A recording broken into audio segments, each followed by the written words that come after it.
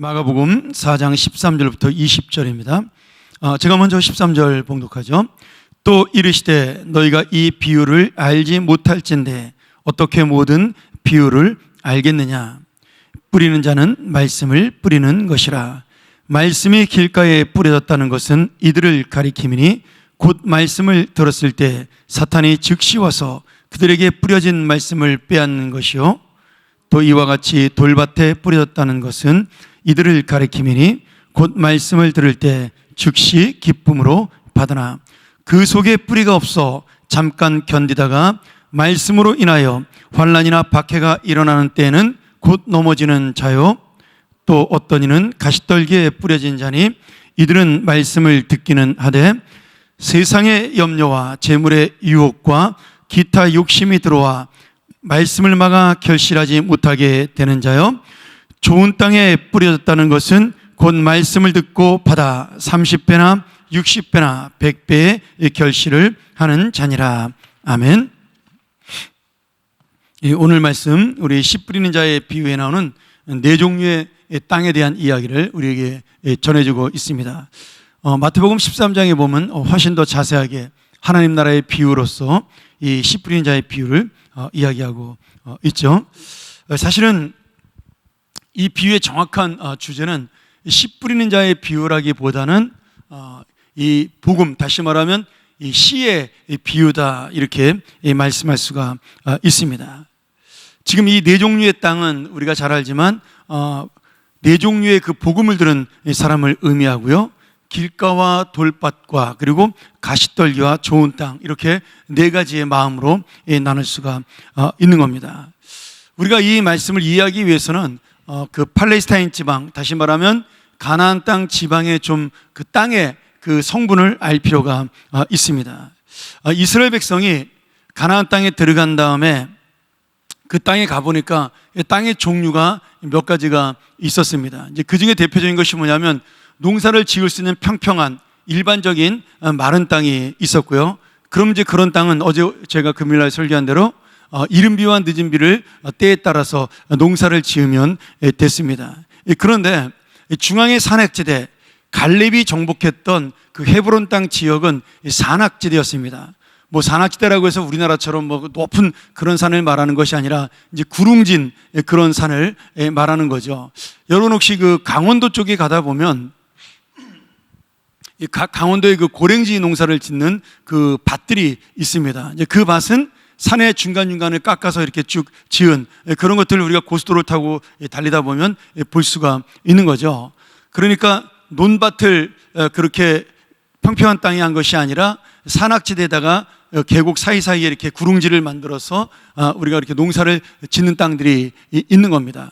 지금 이 팔레스타인 땅에 있는 바로 오늘 이 땅에 뿌려진 씨가 바로 그 땅을 말하는 거예요. 일반적인 땅을 말하는 것이 아니라 그 구릉지 산에 지어진 땅을 말하는 겁니다. 그런 땅을 우리나라와 똑같습니다. 계단식 농경지대를 만들어서 마치 이렇게 넓은 계단처럼 그 산을 깎아서 평지를 만들고 거기에 씨를 뿌리고 또 산을 깎아서 평지를 만들고 씨를 뿌리고 그런 식으로 계단식 농경지를 만들었습니다. 그리고 그 마지막 내려가는 계단 끝에는 땅에 그 흙이 쓸려 내려와도 문제가 없도록 그 계단을 막는 담장을 크게 만들어 놓은 거죠. 그러면 많은 비가 내려도 농작물은 쓸어 내려가지 않고 흙만 내려갈 수 있도록 그렇게 막아놓게 된 겁니다. 근데 우리가 알지만 이 팔레스타인 땅이 석회암으로 되어 있습니다.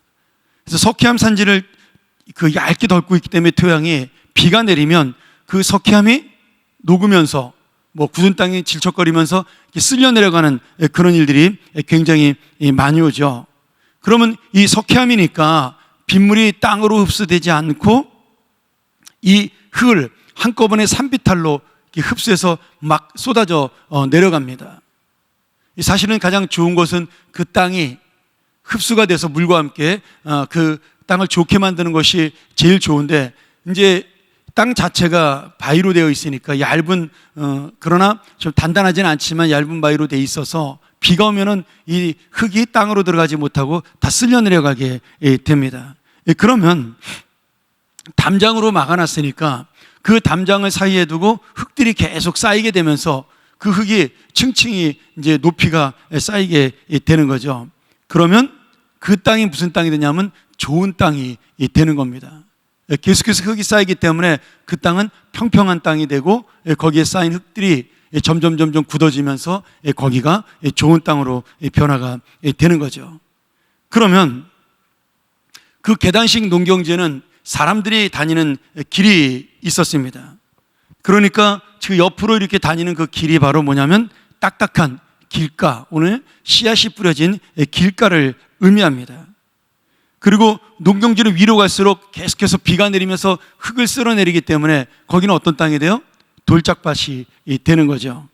그리고 맨 꼭대기는 아예 농부들의 손길이 잘 닿지 않기 때문에 농사 짓기가 힘드니까 거기를 그냥 내버려 두면 그 담 주변은 가시떨기 밭이 만들어진 겁니다. 그래서 이 산에서 내려오는 밭을 기준으로 양쪽으로 길가밭이 있고 또 그 끝으로는 돌짝밭이 있고 그리고 맨 아래는 좋은 땅이 있게 됩니다. 그리고 사람들이 잘 가지 않는 땅은 결국 가시덤불이 많아진 그런 험한 땅이 되는 것이죠. 그래서 우리가 오늘 설명에 나온 대로 지금 길가에 뿌려진 씨, 사람들이 다니는 그 길가에 뿌려진 씨는 땅에 들어가기도 전에 새들에 의해서 먹혀버리게 된다. 말씀의 열매를 맺기 전에, 그 씨가 열매를 맺기 전에 새들이 와서 그 씨를 다 먹어버린다. 이렇게 말씀하고 있습니다. 그런데 이 말씀에 그 중요한 의미가 하나 담겨 있어요. 우리가 씨를 뿌리자마자 새들이 와서 먹는 것이 아닙니다. 여러분, 이게 굉장히 중요한 의미인데요. 땅 자체가 딱딱해서 그 씨가 들어갈 수 없는 채 오랫동안 방치가 되어 있었기 때문에 지나가던 새들이 그 씨를 먹게 된다는 겁니다. 이 말씀은 지금 말씀을 받아들이지 않고 그 길가에 그대로 남아있는 완고하고 딱딱한 마음을 의미하는 거죠. 말씀을 들음에도 불구하고 그 말씀을 마음에 받아들이지 아니하고 자기의 생각과 자기의 지혜로 또는 자기의 고집으로 그 말씀을 받아들이지 않는 제사장과 바리새인과 같은 교만한 지도자들을 가리키는 말씀입니다. 어떻게든지 그 길가에 있는 땅에서 그 안쪽으로 들어가야 되는데, 말씀의 은혜를 받고 들어가야 되는데 자기는 그 상태로 그대로 남겨놓는 것입니다. 그대로 있기를 원하다가 결국은 새들에 의해서 먹힘을 당하는 그런 안타까운 그런 마음들을 말씀하고 있습니다. 돌밭에 뿌려진 씨는 말씀을 듣지만, 그래서 그 말씀을 듣고 기쁨으로 받아들이는 것처럼 보이지만 조금만 어려움을 만나면 포기해보는, 어떻게 말하면 예수님을 따르지만 그 예수님이 자신들의 원하는 것을 들어주지 않아서 떠났던 사람들을 의미한다, 이렇게 볼 수가 있겠습니다. 여러분, 우리 가운데는 다 이 길가밭도 있고 돌짝밭도 있을 수가 있습니다. 그래서 예수님이 이 말씀을 전할 때 사람들이 잘 이해를 하지 못했어요. 왜냐하면 자신들은 다 그 말씀을 잘 받아들이고 순종하고 있다고 생각을 하고 있기 때문이었습니다. 그런데 이 비유의 말씀을 듣는 사람들 중에도 결국 딱딱한 마음을 가진 그러한 길가에 떨어진 씨가처럼 그런 마음을 가진 사람도 있었고요, 돌밭에 뿌려진 씨처럼 곧 예수님을 떠날 사람도 있었다라는 사실입니다.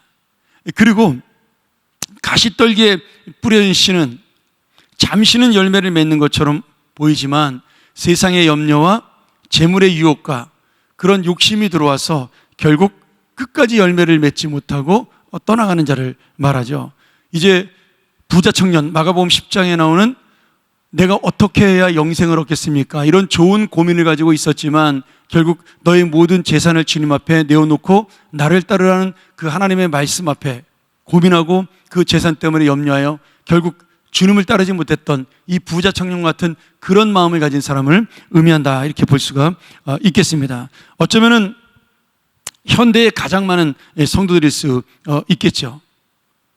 이 땅의 좋은 것들, 이 땅에 아니면 염려, 근심, 걱정, 이런 것들 때문에 내가 말씀의 열매를 맺지 못하고 예수를 믿기는 믿지만, 교회를 다니긴 다니지만 정말 진정한 하나님의 그 은혜와 기쁨을 체험하지 못하고 세상 속에 함께 들어가 사는 사람들을 의미한다, 이렇게 볼 수가 있겠습니다.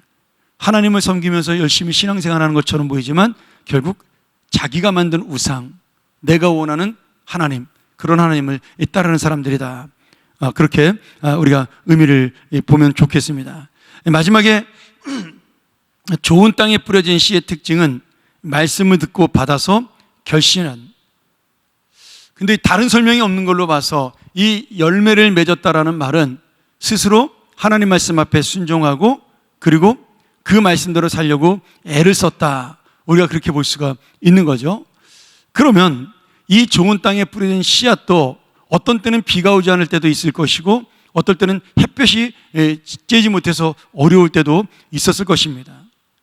좋은 땅에 뿌려졌기 때문에 그 씨가 열매를 맺었다기보다는 그 좋은 땅에서 정말 이 씨가 활발하게 정말 주인의 뜻에 따라, 농부의 뜻에 따라 농사가 지어졌기 때문에 그렇게 열매를 맺었다라고 우리가 볼 수가 있겠습니다.